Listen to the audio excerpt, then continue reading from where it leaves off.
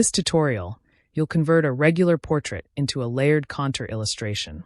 Begin by duplicating your image and applying the posterize adjustment at a low level to divide tones into simplified blocks. Use the pen tool to trace each block as a separate shape layer, following every value change closely. Once all regions are traced, hide the base photo so only your shapes remain.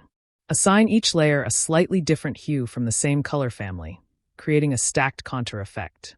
Add thin white strokes around each layer to reinforce the illustration style.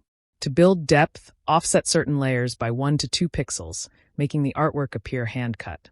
Finish by placing a soft textured paper overlay on top, set to multiply, giving your portrait a traditional printmaking feel.